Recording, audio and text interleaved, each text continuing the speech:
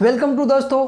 आज हम पढ़ने वाले हैं एक्सरसाइज 1.1 का क्वेश्चन नंबर 5। इससे पहले हमने क्वेश्चन नंबर 4 तक लास्ट कक्षा में पढ़ लिया था। इसके बाद में हम पढ़ते हैं क्वेश्चन नंबर 5 जो कि हमारा स्क्रीन पर है। इसको हम रीड करते हैं। जांच कीजिए किसी प्राकृत संख्या n के लिए संख्या 6 की पावर n अंक 0 पर समाप्त हो सकती है। इस क्वेश्चन में हमें बोला गया प्राकृत संख्या n के लिए, क्या बोला गया? प्राकृत संख्या n के लिए। इस शब्द में बार बार मैं जोर दे रहा हूं कि प्राकृत संख्या कौन सी होती है। अब ये पूछा, मैंने लास्ट इस चैप्टर के परिचय के अंदर बताया था कि प्राकृत संख्या ये संख्या होती है। वापिस मैं एक बार बता देता हूं कि प्राकृत संख्या कौन सी संख्या होती है। प्राकृत संख्या को किससे लिखा जाता है? n से लिखा जाता है। वे संख्याएं जो 1 से शुरू होकर अनंत तक चलती है प्राकृत संख्या कहलाती है। वे संख्याएं जो 1 से स्टार्ट होकर 1 से शुरू होकर अनंत तक चलती है प्राकृत संख्या कहलाती है। इसके बाद में हमें दिया गया संख्या 6 की पावर n, संख्या 6 की पावर n।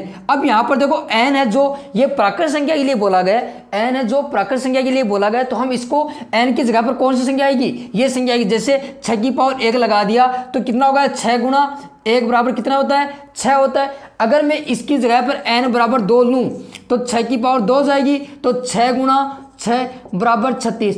अब हमें क्वेश्चन में क्या बोला गया था? संख्या 6 की पावर n अंक 0 पर समाप्त हो सकती है। हमें क्या करना है? इस प्रकार की गुणनखंड करनी है इसके कि इसका अंक है ना वो 0 पर समाप्त होने चाहिए। जैसे मैंने कोई एक गुणनखंड किए किसी संख्या के, मान लीजिए मैंने 10 ले लिया जिसका इकाई का अंक मेरे पास क्या है? 0 है, तो मैं इसके गुणनखंड करता हूं तो मेरे पास आता है 2 गुना 5।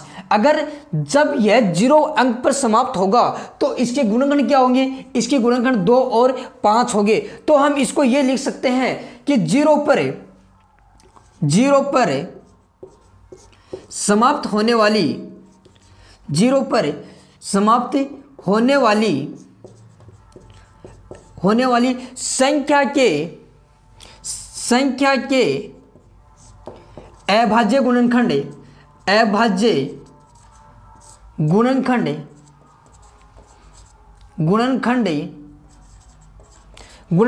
में कितने आएंगे? 2 और 5 आएंगे। गुणनखंड में 2 व 5 होते हैं। क्या लिखा मैंने? 0 पर समाप्त होने वाली संख्या के अभाज्य गुणनखंड में 2 व 5 आते हैं। तो हमें संख्या कौन सी दी गई थी? ये संख्या दी गई थी 6 की पावर n। अब मैं इस 6 के क्या करता हूं? अभाज्य गुणनखंड करता हूं। तो 6 के गुणनखंड क्या होते हैं? 2 गुना 3 होते हैं और इसकी पावर क्या होती है? n। 2 को 3 से मल्टीप्लाई करते हैं तो हमारे पास क्या आता है? 6 आता है। अब हम इसके क्या करेंगे? मेरे पास यहाँ पर देखो जो 0 पर समाप्त होने वाली संख्या के गुणनखंड क्या थे? 2 और 5 थे। तो मेरे पास यहाँ पर कौन सी संख्या आ रही है? मेरे पास संख्या तो आ रही है 2 और 3। मेरे पास आना क्या चाहिए था? 2 और 5 आना चाहिए था। अब मैं इसको क्या लिख सकता हूं? 6 की पावर n के किसी भी मान के लिए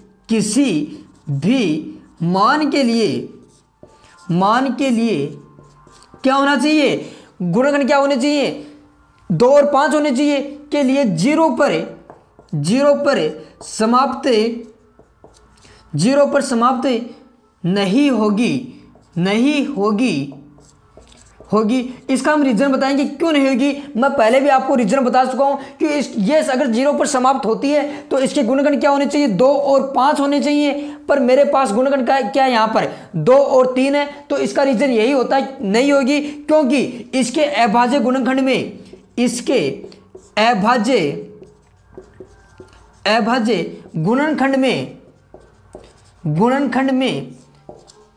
2 है परंतु कितना नहीं है? 5 नहीं है। तो इससे मैं यह कह सकता हूं कि 0 पर समाप्त होने के लिए 6 की पावर n पर ये 0 पर समाप्त नहीं होगी, परंतु 5 नहीं है। इसके लिए मैं ये कह सकता हूं, इसलिए 6 की पावर n 0 पर समाप्त नहीं होगी। इस प्रकार से हम इस क्वेश्चन को कर सकते हैं और ये एग्जाम के लिए बहुत इंपॉर्टेंट क्वेश्चन है। तो आप इस क्वेश्चन का स्क्रीनशॉट ले सकते हो, अन्यथा आप इसको कॉपी के अंदर नोट कर सकते हो। और 5 के बाद में हमारा क्वेश्चन नंबर 6 स्क्रीन पर जो है कि व्याख्या कीजिए कि 7 गुना 11 गुना 13 प्लस 13 और 6 गुना 7 गुना 6 गुना 5 गुना 4 गुना 3 गुना 1 प्लस 5 भाज्य संख्या क्यों है? हमें इसका क्या बताना है? भाज्य संख्या बताना है। यहां पर एक नाम आ रहा है कि भाज्य संख्या। भाज्य संख्या कौन सी संख्या होती है जिसके 2 से अधिक गुणनखंड हो सकते हैं, वह भाज्य संख्या होती है। अभाज्य संख्या कौन सी होती है जिसका केवल एक गुणनखंड हो सकता है, वह हमारी अभाज्य संख्या होती है। हमें इस संख्या का भाज्य गुणनखंड करने या भाज्य संख्या निकालनी है जिसके गुणनखंड 2 से अधिक हो। तो हम पहले संख्या ये लेते हैं कि इस संख्या को पहले सोल्व करके चलते हैं। तो हमारे पास पहले संख्या दी गई है, ये पहले संख्या ये दी गई है कि 7 गुणा 11 गुणा 13 प्लस 13। अब इसके अंदर देखो, इस संख्या के अंदर 3 है तो ये तीनों आपस में मल्टीप्लाई है, तो मैं इसको एक पद बोल सकता हूं और इधर एक दूसरा संख्या तो इसको मैं दूसरा पद बोल सकता हूं। ठीक है, मेरे पास कितने पद हो गए? 2 पद होते हैं, 2 पद हो गए। तो 2 पदों को मैं अलग अलग करता हूं। तो पहले देखो, इस पद से और इस पद से कोई संख्या ऐसी है कि जो कॉमन आ सकती है। इन दोनों से हमें उपनिष्ठ कोई संख्या चॉइस करनी है हमें। तो इसे उपनिष्ठ संख्या देखो आप, तो इसके अंदर देखो कि इसके अंदर भी 13 है मेरे पास और इसके अंदर भी 13 है। तो मैं इन दोनों से 13 कॉमन ले सकता हूं। मैं यहां से 13 कॉमन ले रहा हूं। अगर मैं इस संख्या से 13 कॉमन लेता तो मेरे पास क्या बचता है कि 7 गुणा 11 गुणा, अब 13 एकम 13, मेरे पास कितना है? 1 आ गया। अब बीच के अंदर क्या है मेरे पास? प्लस, मैंने 13 भी कॉमन लिया इस पद से, तो मेरे पास वापिस यहां पर आ जाता है 1।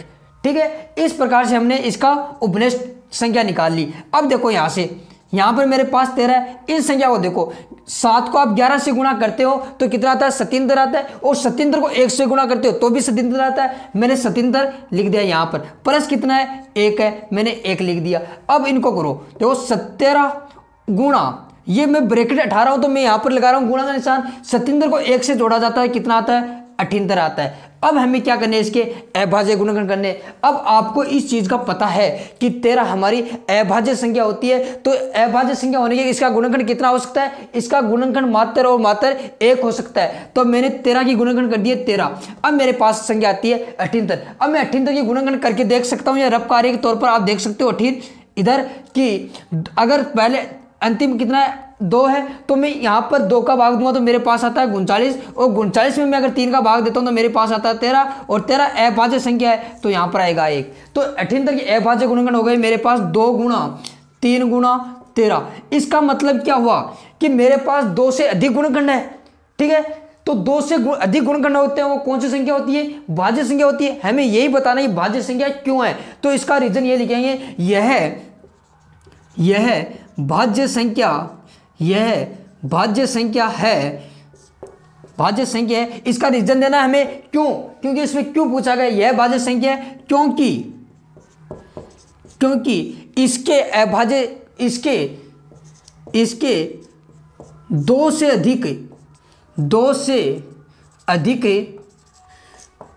अधिक गुणनखंड है या गुणनखंड संभव है, गुणनखंड संभव है। इस प्रकार से हमने इसका फर्स्ट पॉइंट किया। और दूसरा पॉइंट दिया गया हमें, कौन सी संख्या दी गई है कि 7 गुणा 6 गुणा 5 गुणा 4 गुणा 3 गुणा 2 गुणा 1 प्लस 5। इसी प्रकार से देखो जैसे मैंने पहला किया था, इसके अंदर भी मेरे पास 2 पद है। कौन कौन से? एक पद तो रहा मेरे पास ये, और दूसरा पद रहा मेरे पास ये, क्योंकि दोनों के बीच में मध्य में क्या है हमारे पास? ऐड प्लस का निशान है। तो मैं इससे ये दिखूंगा इसमें उपनिष्ठ संख्या कौन सी, कॉमन संख्या कौन सी आ सकती है। तो मैं इनसे कॉमन संख्या लेता हूं। देखो इसके अंदर कितना है मेरे पास? 5 है, और इसके अंदर मध्य में कितना है? इसके 5 है। तो मैं यहां से 5 कॉमन लेता हूं। मैंने 5 कॉमन लिया तो यहां पर कितना आया? 7 गुणा 6 गुणा, ये मेरे पास आ गया 1 गुणा 4 गुणा 3 गुणा 2 गुणा 1 हो गया। अब प्लस है तो मैंने प्लस लगा दिया, 5 यहां से कॉमन लिया तो मेरे पास आ गया 1। अब देखो यहां से मेरे पास 5 है, और इन संख्या को सभी को गुणा करते हैं तो हमारे पास कितना आता है? यहां पर आता है हमारे पास 1008। ठीक है, प्लस कितना है? 1 है। आप इसको गुणा करके रफ कार्य के तौर पर देख सकते हो। मैंने यहां से इसको गुणा किया है। अब मैं इसके अंदर क्या करता हूं? 5 गुणा, ब्रैकेट हटा देता हूं और इसको मैं गुणा कर देता हूं। 1008 के अंदर अगर मैं 1 जोड़ूंगा तो मेरे पास आता है 1009। अब 1009 आते तो 1009 और इसके 5 कैसी संख्या है? अभाज्य संख्या है, और ये 1009 कैसी संख्या है? ये हमारी भाज्य संख्या है। तो इसके हम गुणनखंड निकाल सकते हैं, और गुणनखंड निकालेंगे तो यह अभाज्य संख्या होगी। तो हम इसके अकॉर्डिंग यह कह सकते हैं कि यह भाज्य संख्या है क्योंकि इसके दो से अधिक